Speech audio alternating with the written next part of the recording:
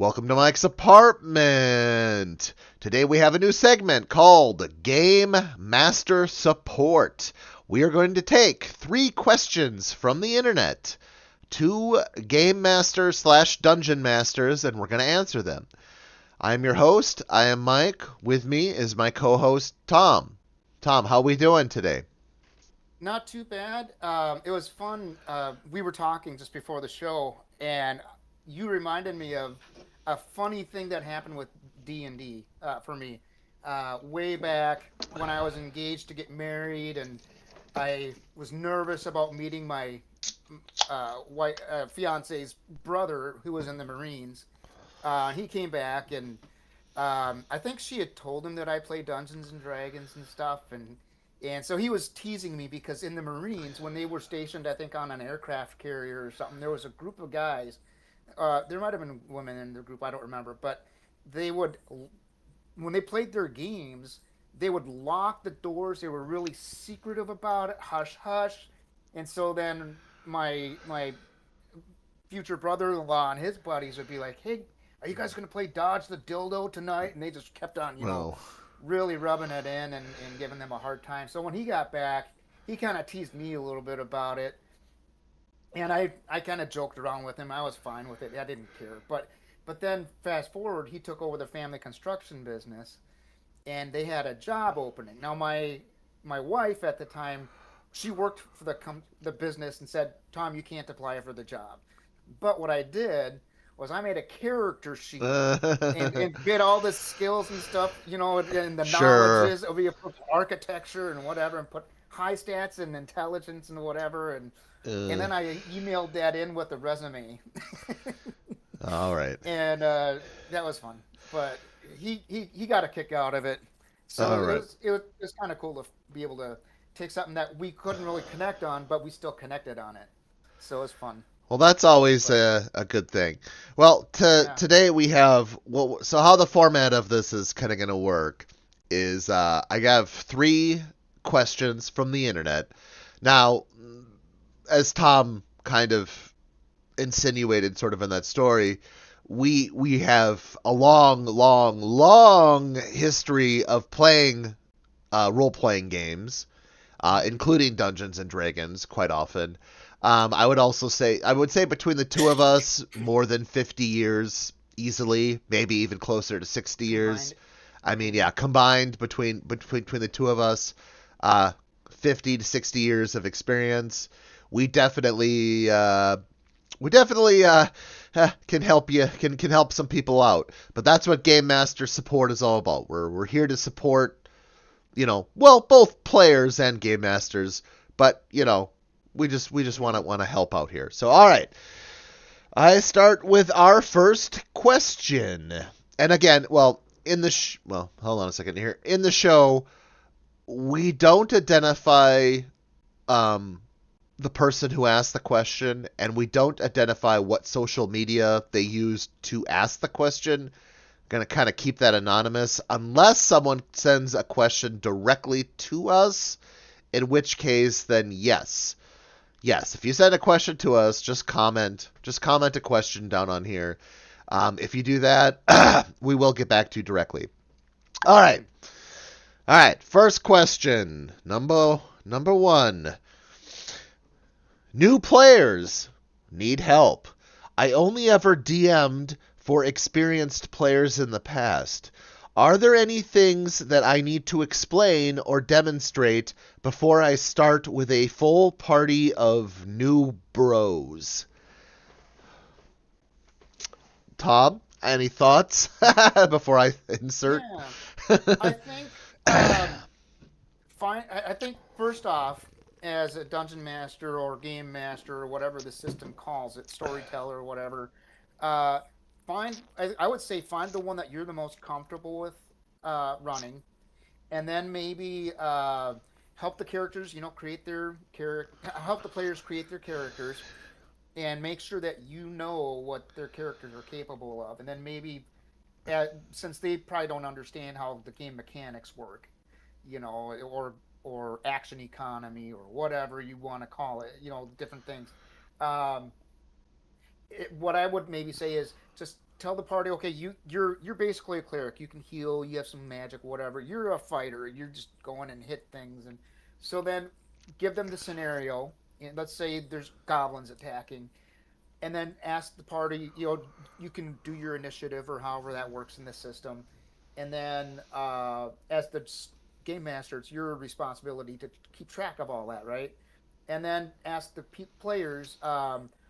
What are your intentions to do in this round?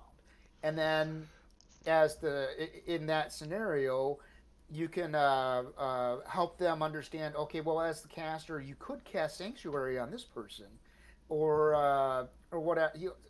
But maybe kind of help guide them along initially with what might make more sense, and but also include them as a part of the decision because I mean, it's their character. So maybe they have a backstory that they were thinking of that they came up with that might affect how they are acting combat or something. But I would probably go with that. And it's not just in combat. Sometimes you might be in a situation where uh, you overhear something, and so the game master might roll that for you and say, "Oh, by the way, you're at the bar or the tavern, and you overhear this, whatever detail. What do you guys want to do?" And then maybe they can suggest things. So I think as the game master with all new people, then it's your responsibility to help guide them and maybe not overwhelm them with them needing to know how to use their stuff. One other thing that I've liked was why can't I think of the name of the D&D site? D&D Where you, Beyond. D&D D&D Beyond, Beyond, yeah. yeah. The thing I liked about that was I was new to fifth edition, but you could click on the different things on your characters. It walked you through building your character, and then I could click on the things on my character sheet to see what the skill did, or what a spell did, or what an item did, and I could be thinking about that kind of stuff while I was waiting for my turn. So that's another thing. If you can find tools like that, um, that would be great. So Okay, I'll play off of and I'm mostly inclined to agree with everything you said. I will say one thing, and one thing maybe Tom and I both noticed: be sort of careful with D&D Beyond 2 because it can be wrong, as we found out. It can make your attributes astronomical. It can give you ability. Like the thing is this: I would actually honestly, with new people, I would have to disagree with Tom a little bit here. I think you should go through the game and hand make your character, like manually make your character first. And I would even take a session, like take session 0 for example, and have everyone make their character. Now, D&D Beyond is a great tool, but again, it's not perfect, and I think Tom, we no. both saw like it makes mistakes that can be Well, that can I be think game changing. the mistakes that I think you're referring to are because were could have been if I would have been more diligent with because I had Yeah, a character that so what I don't know we won't get into details but but let's just say it was I had wrong. It was wrong in a really I had valuable built a way. character then and then added a But template to it that made her yeah, that but I'm not messed just things up referring but to that. I have also seen other people who have started with a first level character and had like 5 feats. And it's like, oh obviously this is wrong. So, anyways, I would say, in my opinion, so let's go back to the new bros. What do I think? I think session 0 is so important. I will probably harp up and down about it till the end of my days. I would say with new quote unquote your new bros and hopefully your new ladies as well if you include I don't know who's all playing but let's include everyone here yeah new people in general um session 0, this is where you have the opportunity. I would manually make the characters and explain, assuming, presumably this person mm, has said they've been a DM for experienced players in the past, which is great. Still session 0 for them. I would still say that. But for newer players it's even more important. because I would go through, make your level 1 characters together. It still will not take that long. I would say it's just session 0 would take, I mean, with a few people, I mean, it depends on the number of people, but with just a few people, maybe 2 hours at the most. You Mm-hmm. might even be able to get in part of a first session Mm-hmm. too in that first day, the first night, Yeah. whatever it is. And I would say, go through and make the characters. Like you said, characters have roles. Those Mm-hmm. roles can be changed as you get more experience. Like you can do different things, but it is important. You're right. The fighter, mostly should be wearing armor, have his weapons, walk up, attack the enemies. The Or shoot cleric, from a distance, yeah, whatever. yeah, whatever kind of weapon they have. The cleric stays back and heals. The wizard, casts offensive or utility type spells. The rogue maneuvers around and tries to get their sneak attack on whatever enemy. Each Mm-hmm. character does kind of have like a role, and you're right. You're right, Tom. That is one of the most important things to kind of explain the job, at least the basic parts anyway. Mm-hmm. And then later on they can expand on that or do whatever. And then yes, you can go through each character ability and sort of like kind of explain to them how they could use it. But it's not all just about combat, right? There's like as you said, like going to the tavern. There's social situations too. Like what socially, Mm-hmm. it's not.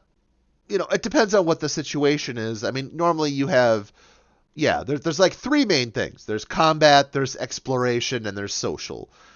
You can kind of Mm-hmm. deviate outside of those three, but those are the main three like type things Mm-hmm. that are normally I guess scenarios or scenes that you can set up.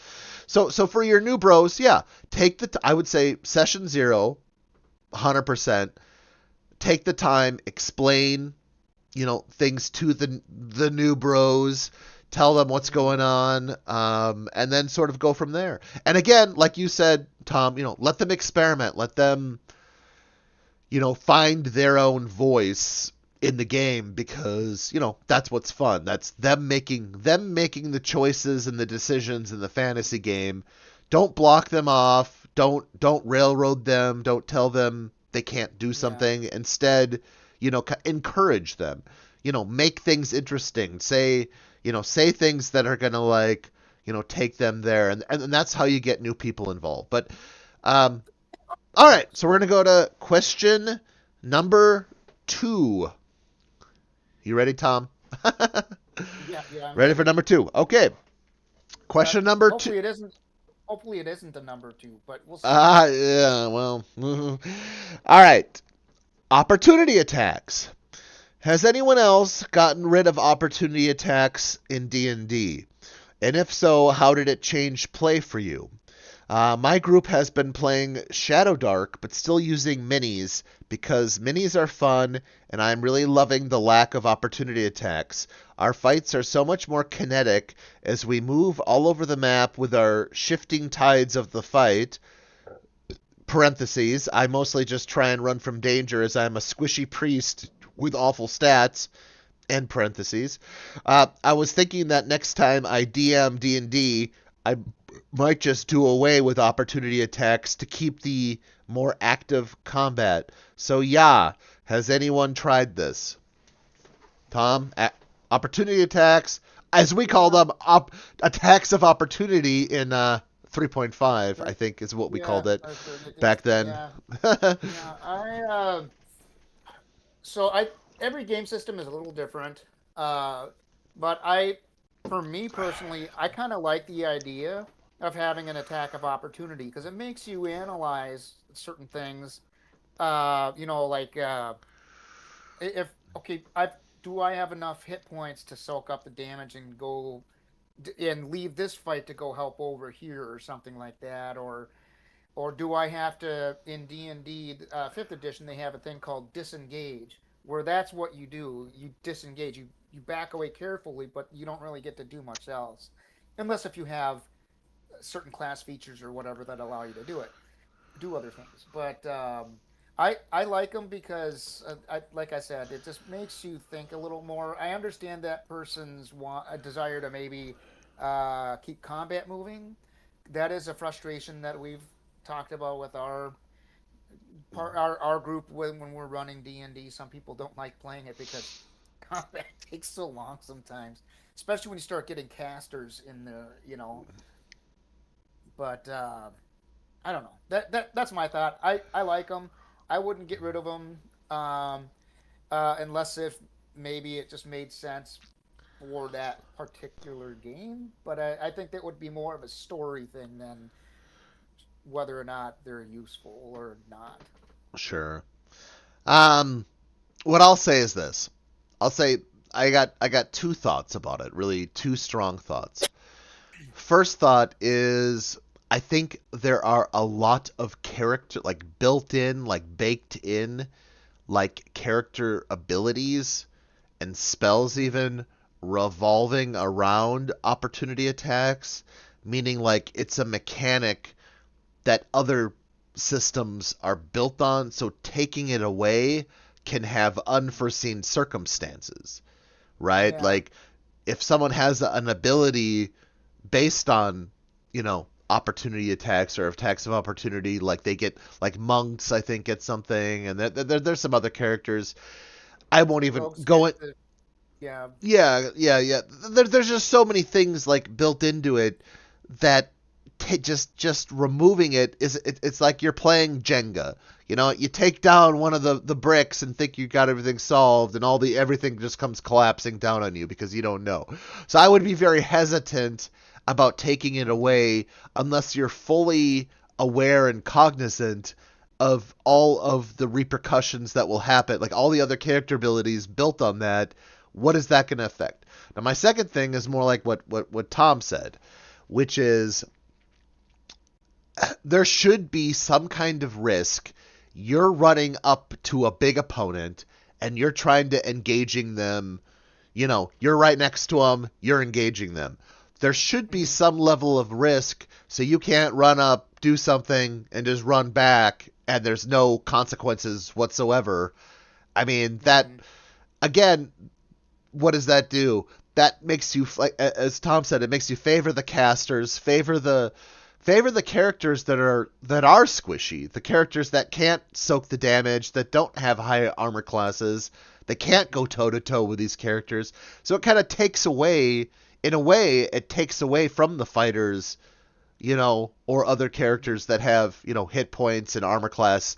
Mm-hmm. They're designed to go toe to toe with these enemies, Mm-hmm. not run up, do some Yeah. shit, run back. There's no consequences. I mean, and that's the other Mm-hmm. thing too. What about the monsters?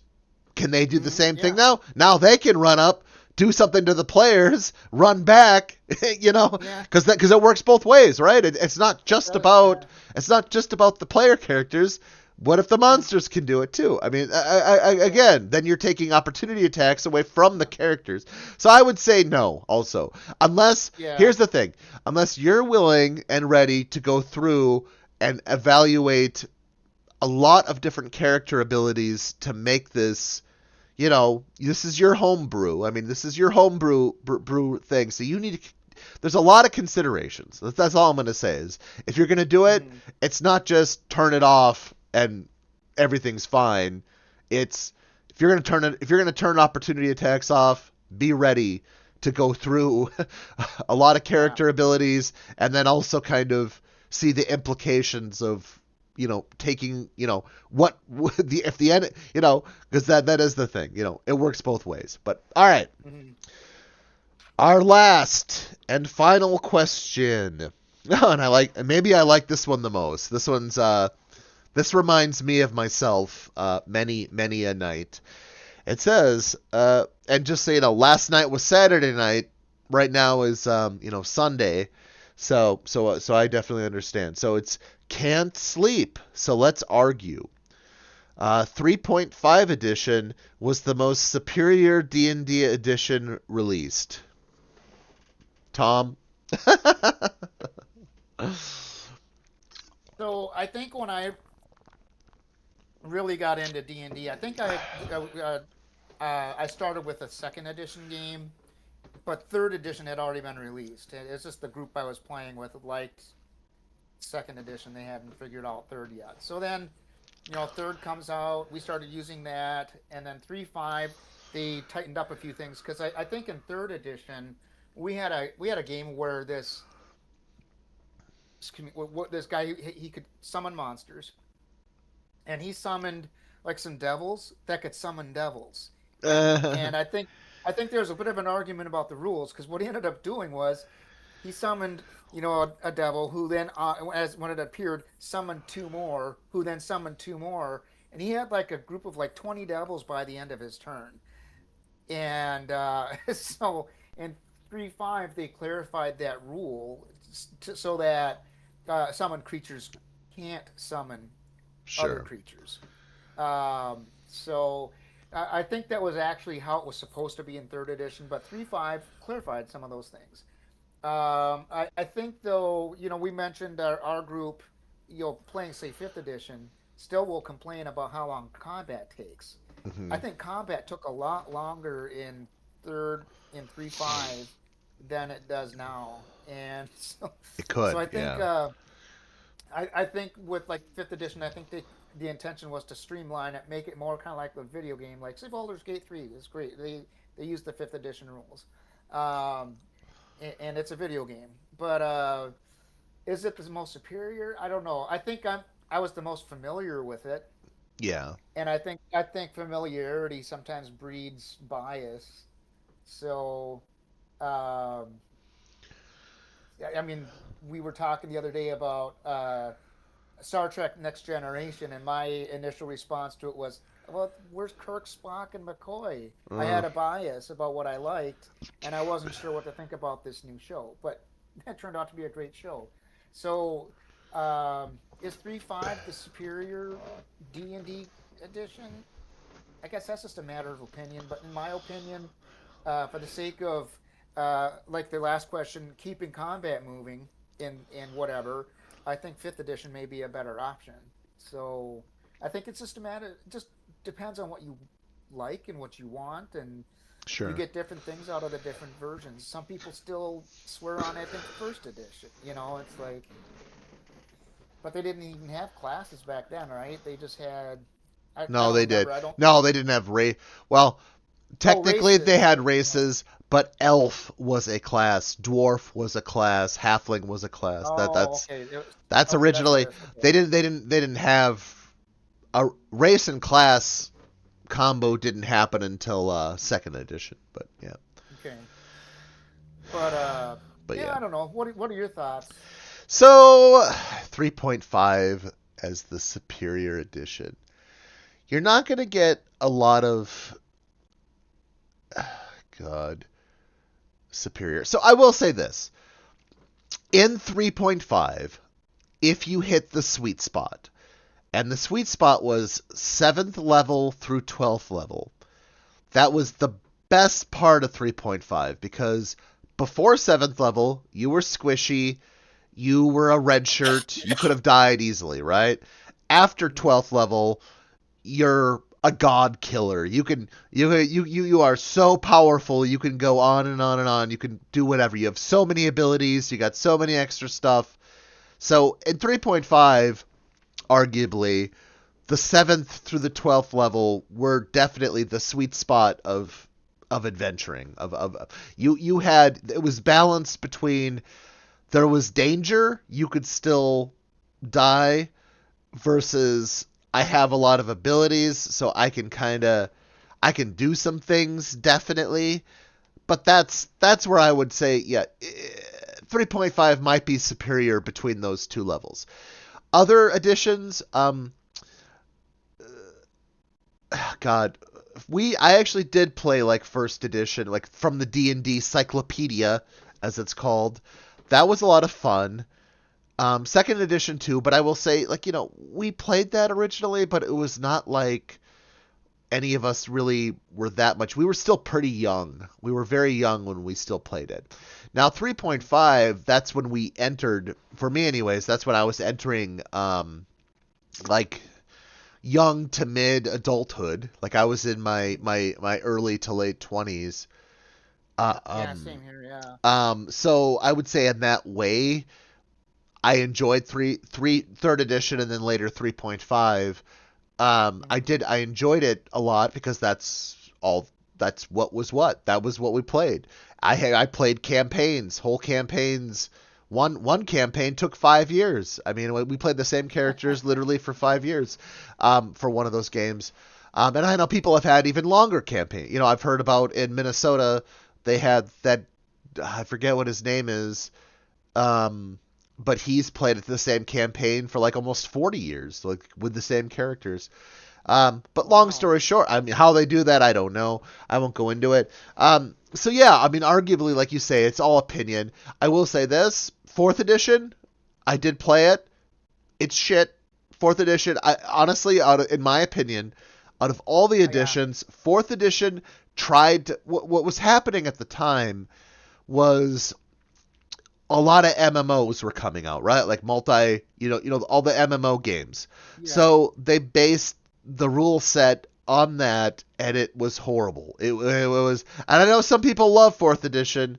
I didn't. I thought it was, So when you say MMOs, we're talking like World of yeah, Warcraft and yeah, all that, World of right? Yeah. Warcraft, City Evercrack, of Heroes. Yeah. Evercrack. No, I'm just kidding. As they call it. Well, I used to call I used to call it World of Warcraft. Yeah, World of War. So Yeah, I mean, at that time, that was like when MMOs were really coming out and really becoming popular, and they tried to base fourth edition like largely on that. I didn't care for it at all. I didn't like it. Now let's skip to fifth edition, 2014 ish. I didn't initially get into it that much. Um, I later on, our group did. We all adopted it.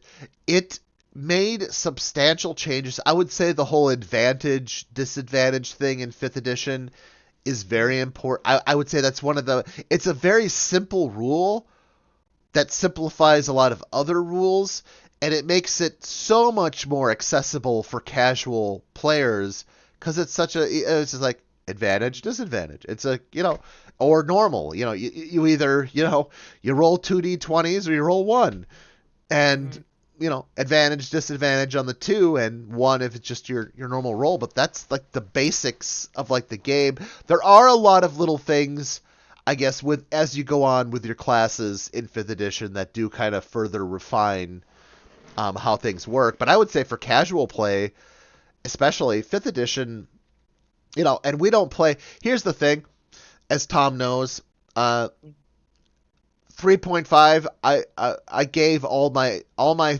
books away because we were done. We were done with three. We had played this crazy overpowered. We were just trying to break the system for 3.5, and we Yeah, played we a did. crazy campaign, and we had like the craziest, most powerful characters, and yeah, it was great at the end there, but that was kind of the end. I mean, that was literally like the end for us. We were done with 3.5. So if you want to say it was the most superior, don't get me wrong. I loved it. I mean, I really did. But I got rid of all my books. I committed to Mhm. because we didn't want to play it anymore because that was like the I end. did too. I Yeah, got rid of my books, but part of that was because I mean, there was nostalgia for me with those sure. books. But I went through a bunch of life changes, and I moved into a smaller house and didn't have room for things. And I was like, I I can always look the 3.5 rules and books and stuff up online and find a PDF. Yeah, Why am I keeping these? yeah. Um, I didn't burn them. That's good. That's good. We'll go into that later. That's another story, but I had some of my books burned by somebody at one point. But anyways, but no, I took them down to Goodwill, and I hope they found a good home. Maybe You even know, this and person. Maybe that's why this person is saying 3.5 is superior. oh, look at all this shit we can do. Yeah, look at all this God, shit we could do. All right, but so I like that. I do like in fifth edition cantrips. You can cast them all day oh long. yeah, that's a nice thing. You don't just get like 5 per day or whatever, like in third edition. But Sure. but anyways, But we should probably wrap this up here. Again, if you like Game Master support, like, subscribe, comment, share, do whatever you want to do with this. And we ask were gonna, questions. yeah, ask questions. Yeah, Also, give us your opinions. if you have Yeah. questions, put them in here. We would love to hear them. So, all right. On that note, everyone, have a great time. We'll talk to you later.